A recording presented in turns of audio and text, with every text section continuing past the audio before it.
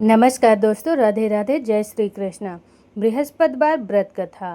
गुरुवार व्रत करने से बृहस्पति देवता प्रसन्न होते हैं। यह व्रत अत्यंत फलदायी है। अग्नि पुराण के अनुसार अनुराधा नक्षत्र युक्त गुरुवार से आरंभ करके 7 गुरुवार व्रत करने से बृहस्पति ग्रह की हर पीड़ा से मुक्ति मिलती है। बृहस्पतिवार व्रत कथा। प्राचीन समय की बात है। एक नगर में एक बड़ा व्यापारी रहता था। वह जहाज़ों में माल डलवा कर दूसरे देशों में भेजा करता था। वह जिस प्रकार अधिक धन कमाता था, उसी प्रकार जी खोलकर दान भी करता था। परंतु उसकी पत्नी अत्यंत कंजूस थी। वह किसी को एक दमड़ी भी नहीं देना चाहती थी। एक बार सेठ जब दूसरे देश व्यापार करने गया था तो पीछे से बृहस्पति देव ने साधु के भेष में उसकी पत्नी से भिक्षा मांगी।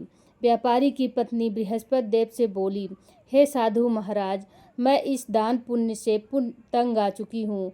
आप कोई ऐसा उपाय बताएं जिससे मेरा सारा धन नष्ट हो जाए और मैं आराम से रह सकूं। मैं यह धन लुटता हुआ नहीं देख सकती। बृहस्पति देव ने कहा, हे देवी, तुम बड़ी विचित्र हो। संतान और धन से कोई दुखी होता है क्या? अगर अधिक धन है तो इसे शुभ कार्यों में लगाओ। कुमारी कन्याओं का विवाह कराओ, विद्यालय और बाग बागीचों का निर्माण कराओ। ऐसे पुण्य कार्य करने से तुम्हारा लोक परलोक सार्थक हो सकता है। परंतु साधु की इन बातों से व्यापारी की पत्नी को खुशी नहीं हुई। उसने कहा, मुझे ऐसे धन की आवश्यकता नहीं है जिसे मैं दान दूं।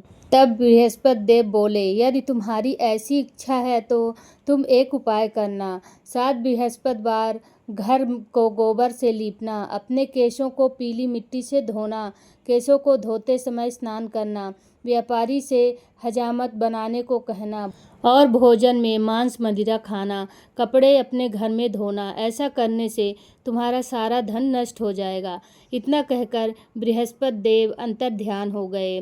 व्यापारी की पत्नी ने बृहस्पति देव के कहे अनुसार 7 बृहस्पतिवार वैसा ही करने का निश्चय किया। केवल 3 बृहस्पतिवार बीते थे, उसकी समस्त धन संपत्ति नष्ट हो गई और वह परलोक सिधार गई। जब व्यापारी वापस आया तो उसने देखा कि उसका सब कुछ नष्ट हो चुका है। उस व्यापारी ने अपनी पुत्री को सांत्वना देते हुए वह दूसरे नगर में चला जाता है। वहाँ वह जंगल में लकड़ियाँ काटकर अपना जीवन यापन करता है, शहर में बेचता है। इसी तरह वह अपना जीवन यापन करने लगता है। एक दिन उसकी पुत्री ने दही खाने की इच्छा प्रकट की, लेकिन व्यापारी के पास दही खरीदने के लिए पैसे भी नहीं थे। वह अपनी पुत्री को आश्वासन देकर जंगल में लकड़ियां काटने चला गया। वहां एक वृक्ष के नीचे बैठकर अपनी पूर्व दशा पर विचार करने लगा और रोने लगा। उस दिन बृहस्पतिवार था। तभी वहां बृहस्पति देव साधु के रूप में सेठ के पास आए और बोले, हे मनुष्य, तू इस जंगल में किस चिंता में बैठा है? तब व्यापारी बोला, हे महाराज, आप सब कुछ जानते हैं। इतना कहकर व्यापारी अपनी कहानी सुनाकर रो पड़ा। बृहस्पति देव बोले, देखो बेटा, तुम्हारी पत्नी ने बृहस्पति देव का अपमान किया था, इसी कारण तुम्हारा यह हाल हुआ है। लेकिन अब तुम किसी प्रकार की चिंता मत करो। तुम गुरुवार के दिन बृहस्पति देव का पाठ करो। 2 पैसे के चने और गुड़ लेकर जल के लोटे में शक्कर डालकर वह अमृत और प्रसाद अपने परिवार के सदस्यों और कथा सुनने वालों में बांट दो। स्वयं भी प्रसाद और चरणामृत लो। भगवान तुम्हारा अवश्य कल्याण करेंगे। साधु की बात सुनकर व्यापारी बोला, महाराज, मुझसे तो इतना भी नहीं बचता कि मैं अपनी पुत्री को दही लाकर दे सकूं। इस पर साधु जी बोले, तुम लकड़ियां शहर में बेचने जाना। तुम्हें लकड़ियों के दाम पहले से चौगुने मिलेंगे, जिससे तुम्हारे सारे कार्य सिद्ध हो जाएंगे। उसने लकड़ियां काटी और शहर में बेचने के लिए चल पड़ा। उसकी लकड़ियां अच्छे दाम में बिक गई, जिससे उसने अपनी पुत्री के लिए दही लिया और गुरुवार की कथा हेतु चना गुड़ लेकर कथा की और प्रसाद बांटकर स्वयं भी खाया। उसी दिन से उसकी सभी कठिनाइयां दूर हो गई। परंतु अगले बृहस्पतिवार को वह कथा करना भूल गया। अगले दिन वहां के राजा ने एक बड़े यज्ञ का आयोजन कर पूरे नगर के लोगों के लिए भोज का आयोजन किया।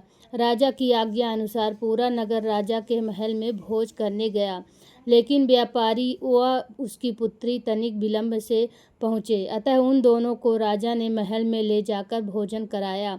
जब वे दोनों लौट कर आए तब रानी ने देखा कि उसकी खूंटी पर टंगा हार गायब है।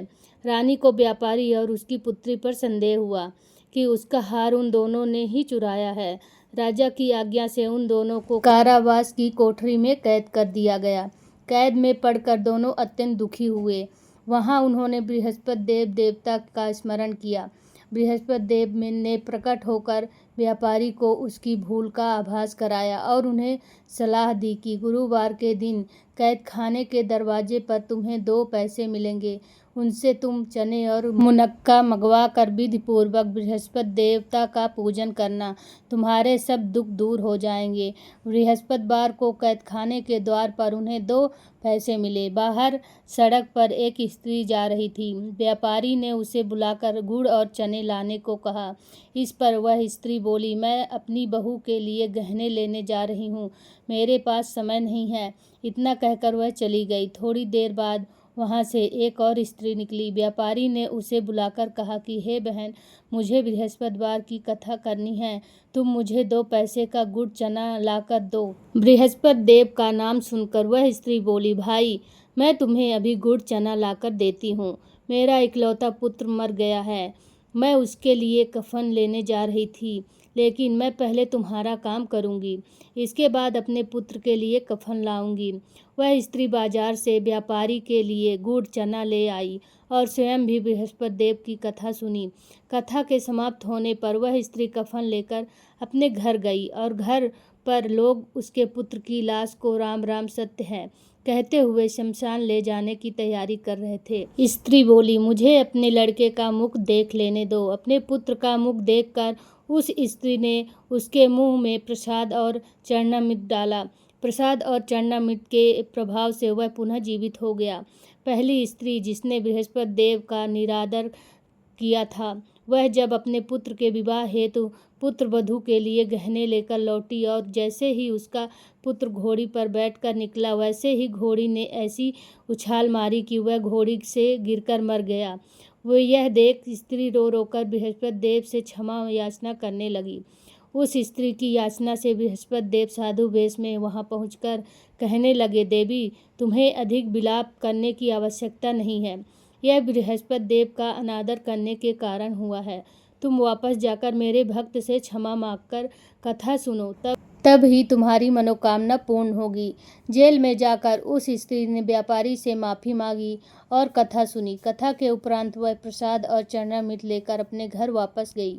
घर आकर उसने चरणामृत अपने मृत पुत्र के मुख में डाला। चरणामृत के प्रभाव से उसका पुत्र भी जीवित हो उठा। उसी रात बृहस्पति देव राजा के सपने में आए और बोले, हे राजन, तूने जिस व्यापारी और उसके पुत्री को जेल में कैद कर रखा है वह बिल्कुल निर्दोष हैं। तुम्हारी रानी का हार वही खूंटी पर टंगा है। दिन निकला तो राजा रानी ने हार खूंटी पर लटका हुआ देखा। राजा ने उस व्यापारी और उसकी पुत्री को रिहा कर दिया और उन्हें आधा राज्य देकर उसकी पुत्री का विवाह उच्च कुल में करवा कर दहेज में हीरे जावरात दिए। बोलो बृहस्पति देव की जय हो, विष्णु देव की जय हो, लक्ष्मी माता की जय हो।